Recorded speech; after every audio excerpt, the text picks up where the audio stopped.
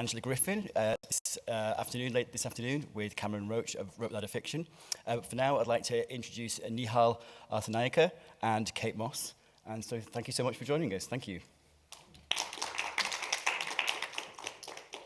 Right, so Kate, it's lovely to see you. Hello. Hello.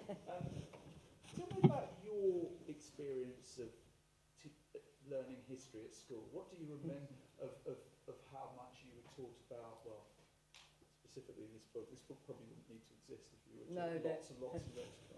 Well, yeah. I went to a huge comprehensive school, 2,000 girls. It was a girl-only comprehensive school in Sussex, and I started in 1971. Thank you. I know, I've aged very well. I think that's what you meant, isn't it? Particularly for the online audience, I think. Yeah. I look even better online. Yeah. And I loved history at school, and I loved English. I liked all of the art subjects. But I can remember quite clearly suddenly having this moment when I was probably 12 or 13, thinking, where are the women? Just suddenly realising that you want us to... Sorry. Yes, you're recording. I forgot. You're streaming. There's yes. an audience outside there's of an this, audience, Michelle. a bigger Apologies. Audience Yeah. You wouldn't think I'd done this before. And neither have I. Yeah. Oh, microphone, what's that for? I know, right? So I can remember thinking that the world I saw about me in the street and church and in the leisure centres and all of these things was not being reflected in my lessons of history at school, or indeed English at school. And once you see absence, you can't unsee it. That's the thing. So I remember having these conversations about why women weren't there. And of course, the answer was very straightforward from teachers, which was, well, it's not in the curriculum. The thing that is demoralising for a feminist and an activist of my age is that they are still not there in the curriculum. And the reason this book exists, Feminist History for Every Day of the Year, is actually because when I was touring with my one-woman show for a show called Warrior Queens, every night, wherever I was in the country, from Scarborough to Southampton, Portsmouth to Penrith, where you notice I was doing the alliteration there. I'm a novelist, really, you see. Everywhere I went after the show, people would come up to me and they would say, I'm a teacher, and we teach no women in my school. And we all keep complaining about it, and we'd like to do something about it. So in the end, I partly wrote this book for teachers and librarians who kept saying, we need to give a better 360 view of history for girls and boys, because without that, it's not really surprising that there are so many issues about young boys who are not being supported, but who don't have respect for women. They're not being taught that women have done anything at all. They don't exist in the lessons. But as a teenage girl, when you were just told, essentially, the version in the 70s of Computer Says No, what was your reaction to that? And did you go home and ask your parents, why is this happening? How can we change this? Honestly, Nihal, I can't remember what I did, if anything, actually. I mean, I think that things are so different now. I mean, you've got children at that kind of age. I'm in the grandchildren bit, and they're not yet in school, either of them. But there was a sense, I think, with the education I had, even in a huge comprehensive school like that, is that what the teacher says goes. There wasn't the level of questioning of those sorts of things. And also, the history curriculum that I was lumbered with for my A-level was really boring. It was, I now understand it's not boring, but it was boring at the time. It was basically public health. So far as I can see, the only thing I studied for A-level history was drains. That's what it felt like. So, it was, Bazalgette, God bless him, but nonetheless. So I think that idea that a curriculum was something that there would be such a thing as parent power or teacher's power or certainly pupil power that you might be able to influence, I don't think would ever have crossed my mind at that stage. It's only subsequently when I look back. And I know the campaigns that are going on. End Sexism in Schools has just released a report about history at Key Stage 3. And it's really shocking that only 12% of lessons mention women at all, and 59% of lessons mention no women ever in any way. And when you look at the 12% that are mentioned, it covers a tiny amount of time historically. So Elizabeth I and Mary I, and then Emmeline Pankhurst and Emily Davison. So in other words, you're covering about 80 years worth of history. That's it. And with no context in between. So when rightly the suffragette movement is taught, it isn't taught within the context of nearly 100 years of women talking about women having the right to their own property, to their own children, to their own body, all of these things. It's taught as something that just suddenly appeared. So that's also the problem, that there isn't a sense of the continuity of the fact, as we all know, that women and men built the world together. It's not about women versus men, it's about all the normal, decent people versus the mad people over there who are governed by greed and power and self-interest. And the fact that we even have to say that these days is, I feel 50 years ago, nothing's changed. I mean, that's terrifying in itself. I just wonder what your analysis is of why 50 years hence we are still in this situation. Is it a willful neglect of women's stories? Is it something that's baked into the system, essentially? Because we're here at the Labour Party conference, they're in government, and anything that is built can be dismantled. I think it's several things. The first, I would say, is that through every period of history and every type of country, that there has been, at the heart of the discipline of history, a glorification of war. And consequently, that idea that history is a record of battles fought and lost has obviously been predominantly a male story. Not entirely. There are many warrior queens in the book. So that's the first thing. I think the second thing, that there is still a misunderstanding about how history works. History as a discipline has always been done, but of course it's been in the hands of a very small number of people because it came out of religious institutions and universities where women in every country and every culture were barred until relatively recently. And people do write about what they know and what they reflect themselves back at themselves. History writing is often a mirror. So there is that. So there is a question of just not noticing women's achievements, or what you could call benign neglect. There is active erasure. We are seeing that, as we know, the femicide in Afghanistan, where there is active erasure of women going on. So it's not just now that, I work with a women's writing group in Afghanistan, and I teach the writing on encrypted phones, obviously, because many of the women are in Afghanistan still. And so it's not just that girls are not allowed to go to school beyond the age of 11, that women are no longer allowed to go out, cannot work and do all these things. But last week, the Taliban started to remove every book written by a woman, ancient texts as well as modern, from every library, to burn them. So that is an active erasure, and this is 2025. So there are many different reasons why women's history is. But the thing that's very important when you're writing a book like this, or you work, as I have all of my writing life, with centering women's stories, is that it's not the living of history that women are not part of, it's the writing it up afterwards. So many of the women in the book, whether it's Mary Seacole, whether it's Mary Anning, whether it's Eunice Newton-Foote, who was actually the person who discovered global warming, not the man who is credited with it, but she wasn't allowed to deliver her paper.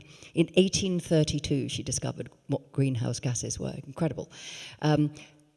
They were famous in their day, but it's about the preservation of the legacy. And a lot of that is how history has been managed, which is there has been until relatively recently, certainly the late 20th century, and now we are in this position, the idea that if you cannot substantiate it from the archive, if you cannot verify things from the archive, then you can't kind of include it as history. But that overlooks the idea that women's achievements are often not archived. The evidence is not kept.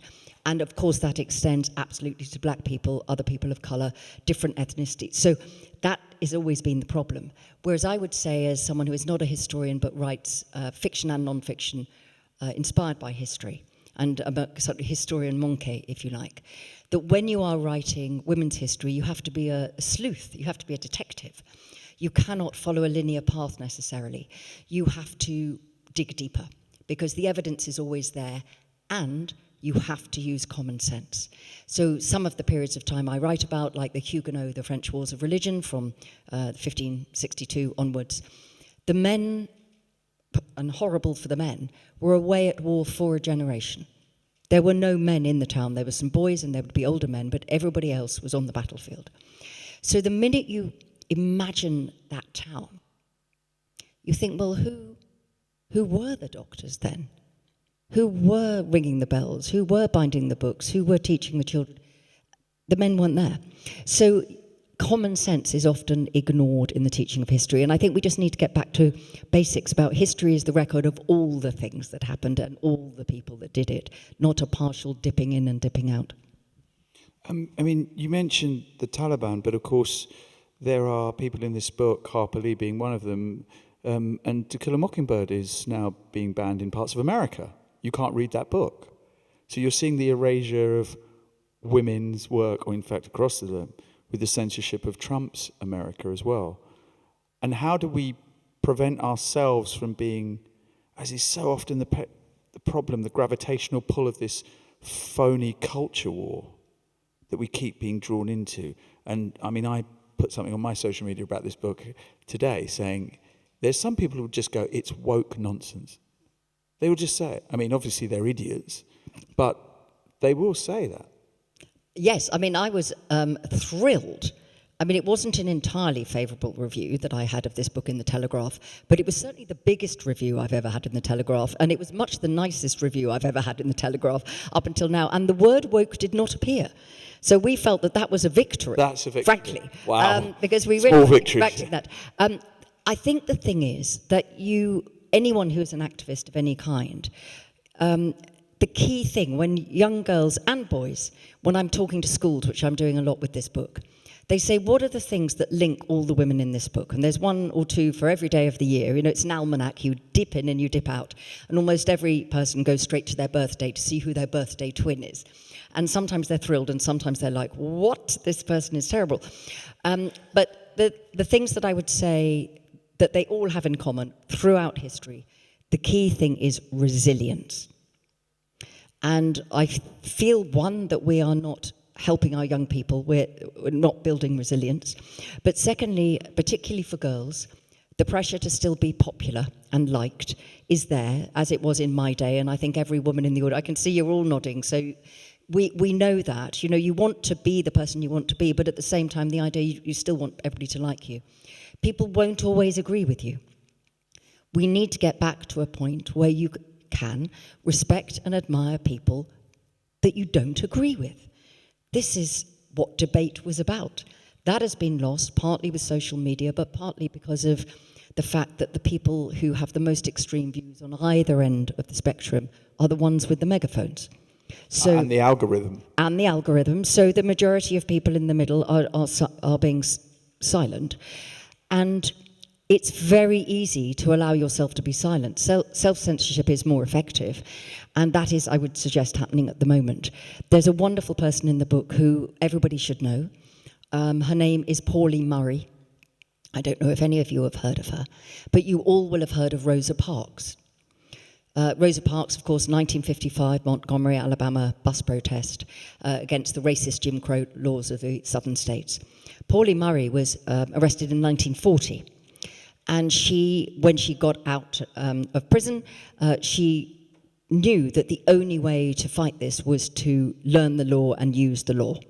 So she went and became the first black woman who was dean of a school for law. And Ruth Bader Ginsburg said that every piece of civil rights and equality legislation she ever enacted came from the work of Pauline Murray.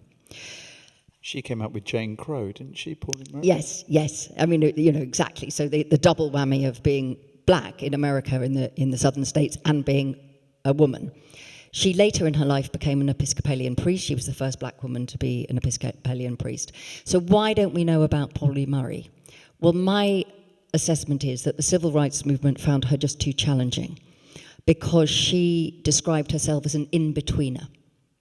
What now people would describe as a non-binary person, but this was just too much.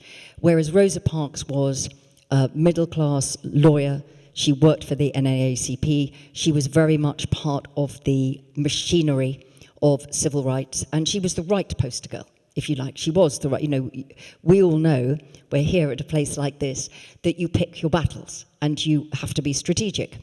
But Pauline Murray has the best quote that I've included in the book, I think, and it's this. At the end of her life, she looked back at where she now was compared to where she'd come, and she wrote in her autobiography, "I have lived to see my lost causes found." And that's the nature of resilience and the nature of history, that people won't necessarily agree with you, but if you believe it's right, you have to keep saying it. And if you keep saying it, in the end, you've got to hope that justice will prevail. It doesn't always. I mean, the good thing about being somebody who paddles in history all of the time is that you know that history is a pendulum. It goes backwards and it goes forwards. There is never a kind of linear progress for women's rights in particular that means that each generation gets better and it gets better. We know that, with the example of Afghanistan. We know that, I'm afraid, the example of Iran, of America, at the moment the United States of America. Things will resolve. It's the question of what will happen and the loss on the way. And so one of the things about resilience and confidence to speak out is that the only thing any of us has is that when we lay our heads down, either for a sleep at the end of the day or the final sleep, that we know that we were true to what we believed, even if you couldn't persuade anyone else. And that is the only thing any of us can do. Indeed. Of course, Gloria Steinem is in the book, but not her quote, which is one of my favourite quotes of all time, which is, "The truth will set you free, but before that, it will piss you off." And that is one of my favourite quotes ever. And I use that a lot with people, especially with my kids, when I'm trying to get them to do things. Why did they specify Key Stage 3, years 7 to 9, and looking at the history curriculum there, when End Sexism were looking at what's happening and the erasure of women? I think because there is a governmental review of the history curriculum going on at the moment, and it gave a kind of mid-term report, as it were, in March, where gender was not mentioned. I mean, that's wild. Which is just bonkers. So I think that possibly they started to look at that moment. And also we know, apart from anything else, in terms of boys reading, and I'm married to a man, I have a son and a daughter, I have a grandson and a granddaughter. And the real F word is not feminism, it's fairness. We all understand that. Yeah. It's just the idea that every young person, whoever they are, should be treated the same and with dignity and with opportunity to do the thing they want to do. That's it. It's not actually complicated. And when I was growing up and I was setting up the Women's Prize for Fiction a long time ago, my wonderful dad was an English gent of a very definite type. He was born in 1924. He was in the Welsh Guards. He served in the army during the Second World War and stayed in for a few years after that. And he was, he's a traditional gent. He was also just the most wonderful man. My mother was wonderful as well, but in this story. And I was explaining about the Women's Prize for Fiction that it wasn't about taking brilliant, wonderful men out of the canon. It was about putting brilliant writing by women in the canon where it belonged. Simple as that. And my lovely dad, who, at that stage was in his 70s, looked at me and said, "Oh, I understand. It's about getting a bigger table and more chairs." And that is the best definition of feminism I've ever heard. Bigger table, more chairs.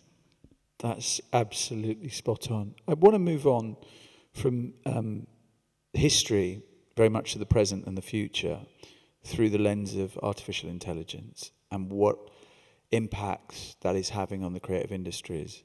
I know clearly in the publishing world, huge amount of disquiet, anger in fact, at the big tech bros managed to mine every single piece of literature. Steal, you're right. Yeah. Let's not bandy euphemisms around here. They stole it. They absolutely stole it to help their model. This book was on LibGen, had already been scraped before I even had a copy in my hand. I mean, that is extraordinary, isn't it? That is a word for it, yes. Yeah. It's not the word I use, Oh, but yeah. I discovered. God, I'm having a euphemism-gasm, Yeah, aren't I, you this, are. this Yeah, afternoon? Okay, let's look at the analysis of how that happened. Do you know how that happened? That before you had it in your hand, it was already there? Well, no, because I think one of the things that's happened with all the debates about AI is, again, that they've become very deliberately manufactured, so that the idea is that if anybody says anything about regulation, you're presented as a Luddite or stupid. And secondly, it's like, oh yeah, but it's too complicated for you to understand. But we all drive cars, and most of us don't know how to repair the engine. You don't need to understand how the coding works in order to know that theft is theft. It's very straightforward. We should be really proud in this country that we have the oldest copyright law in the world, the Statute of Anne, 1710, that was introduced precisely to stop somebody writing their manuscript, of course, and it would have been a manuscript, and then somebody else taking it and doing copy and saying, oh, this is mine, give me the money instead. And there's always been piracy in publishing, obviously. You know, one of the highlights of my career was in Russia about 20 years ago, where I was in the bestseller charts in Russia for the official version of one of my novels, Labyrinth, and also a pirate edition. They were both in the bestseller charts. And so it's not that piracy is... it's not a new thing. It's not a new thing. But what has been happening in terms of AI and copyright is the idea that it's too complicated to pay creative people for the license. It isn't. There are completely straightforward. Every single deal that my agent does for me, whether it's for audio, for ebook, for a film, for a radio adaptation, there is a licensing process. You get paid, you decide whether you want to accept that deal or not, and on we go. Most authors, when the Society of Authors have done research into this, the majority of authors are happy for their work to be fed into the AI machines, and this is generative AI machines, because at the moment, although this is often not talked about, any of you who have ever used AI, particularly if, you know, whatever one, I'm not going to single out one rather than the other, is it's not very accurate. If you know anything about something, and of course the problem is that the algorithm is then redigesting that inaccurate information. So there is a genuine challenge, veracity, that's going on. But the argument put back is that it's for the public good. And therefore we can take your work without paying you for it and licensing it because it's for a public good. But it isn't. It's for the profits of the big companies. Now, of course, there was a big court case in America last week where the authors won, essentially. And there will be cases in this country, no doubt about it, because every single person who works in the AI industry, except for the creatives, is paid. Every single person. But the reason that we would all like our work, and I want my work there, is because of the subject we were just talking about within Women in the History curriculum. It is the new form of misogyny. And if anybody wants to be really genuinely depressed, just read Laura Bates's extraordinary book, The New Age of Misogyny, within the AI algorithms. And I did try one. And at this stage, it might not be the same now, it might have been corrected. But I simply put in, who has won the Booker Prize more than once? And there are 4 people who have won the Booker Prize more than once, 2 women and 2 men. And at that moment, when I did that experiment, which was about 8 months ago, and as I say, it might be changed by now, there was a paragraph on each of the male writers and a sentence on each of the women. Now, one of the women is Hilary Mantel. So it's not that there is a shortage of information. So all of these things, it's not about AI not mattering. It does. It's here to stay. It's incredibly important. The opportunities are huge. We need to regulate it, though, rather than the Wild West, and we need to not to steal creative people's work, because, you know, we're sitting in this context and we're here at the Labour Party conference. The creative industries are worth something in the region of 129 billion per year. We live here. We pay our taxes. We are the soft power. In an article in this week's Economist, it says that one of the 3 most important soft powers of the UK is the English language. And if we do not protect the people who are producing the original work, it will just be diluted and diluted. So there will be very few people who are producing original work. And in the end, we will have killed an industry that is incredibly important to the economy of this country. And when I asked a government minister if they had done an economic impact study about the benefits of signing these deals, are basically not supporting UK copyright, because that is what's going on, versus what would be lost in terms of all of us who are paying, they hadn't done one. Now, if they'd done an economic impact study, fine, but I mean, they hadn't done it at that stage. That now has been, was part of the conditions of the data and usage bill that went through.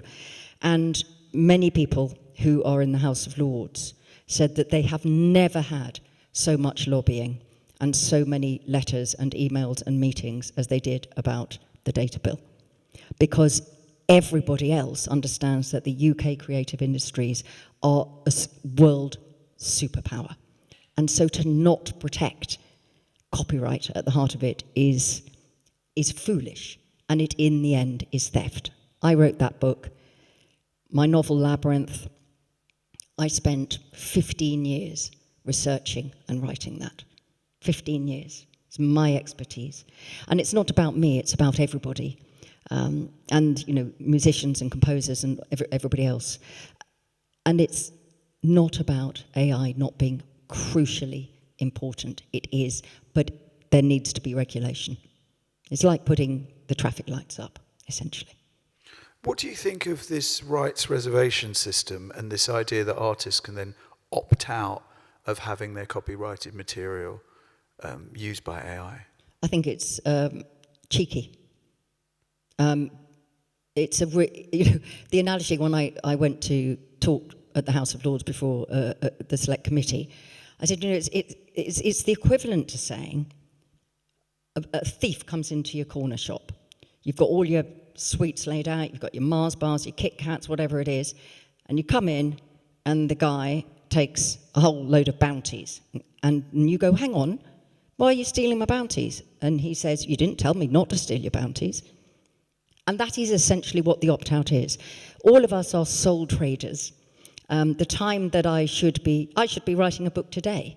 I'm here talking about AI and the curriculum because it matters. We have, you know, we can't just sit passively. We have to do things. You know, it's not what I expected to be doing in my 60s, frankly, but here we find ourselves. So you have to be engaged. You can't just expect somebody else to do it. But the opt-out means that writers, musicians, artists, whoever, rather than doing their work, which creates growth and brings income into the UK, is spending their time going around all of the many generative AI companies, trying to say to them, please don't steal my work. It is an absurdity. They are trillion-pound businesses, some of them. Not all of them, obviously. A lot of them are not, but the biggest ones are. So it's everything is about, it's David and Goliath. You know, and if I were to have a conversation, which so far he has declined to do with Mark Zuckerberg, I would say to him, too busy hanging out on Mar-a-Lago, he's too big, yeah, exactly, and nicking our stuff. But, you know, what I would say is, you know, what has happened to you? All the things that you said about the power, the good that technology could do, which I think we all believe in still, how did that suddenly get spun into whatever we can get away with, we will? So this is taking up a huge amount of time that should be, for all of us, going into creating the work that continues to provide income, jobs, generation, joy, information. You know, this is what the creative industries do. And we know through COVID that without all of those things, where would any of us have been? Without the films that we saw, the stories that we shared, you know, the poems that made us feel better. It was those things that held everybody together as much as anything. So we need to be bold about protecting the creative industries, because it can't just be about the David and Goliath battle. Well, that's interesting. I mean, if all the sole traders come together, and Creative UK are very much part of that, of making sure that there is a collective voice that goes to government, is to how to divert them away from this kind of doe-eyed love that they have for tech bros, and say, look, we're not anti-technology, we're not Luddites, but this is human creativity. And I mean, you've said this is the biggest assault on creative rights for centuries, and it's happening right under our noses. And some people might think that being hyperbolic, but it's not. It's absolutely what is happening. So what would your advice be to Creative UK in their lobbying to say to government, look, you have to think again about this? And I mean, your analogy about the corner shop is a brilliant one. Well, I think it's, as with everything, is to be pragmatic, to be sensible, to know your data, and to have very clear asks. So, looping back to our curriculum discussion, people have said to me, a lot of teachers have said what should do, and I've said it's very straightforward. In the English curriculum, for example, just say that every school needs to teach one text by a woman and one text by a man. That isn't complicated. There are many different choices on the curriculum, but I'm afraid to say that only 3% of schools in English curriculum study a text by a woman. 3%, even though 60% of fiction published is by women. So, you know, the disparity is there. So with AI, what I feel the most straightforward thing to do is to absolutely speak to your MP, absolutely talk to, if you have access to, or write letters to, do they ever get read, we don't know, to people who are involved in this discussion. Simply say, it is theft to take somebody's work as if it was your own for your own profit, because that is what it's for. They can dress it up and say this is for the public good, but it isn't. It's about the profit of these companies. And I also think that there are many, many debates going on about AI-generated text.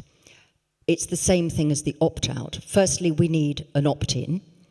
So it is assumed that unless you say you're happy for your work to be stolen without payment or permission, then it doesn't happen. So just switch that round.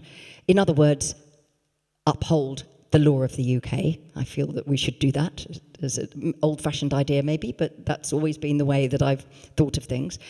And secondly, within AI, say that if things are generated by AI, then they have to say so.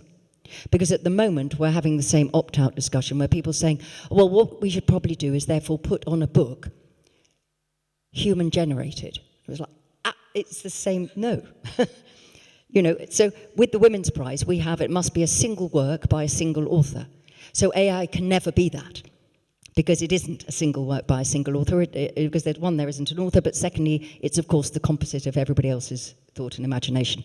So I think that is just very straightforward. If things have been produced by generative AI, it has to say so.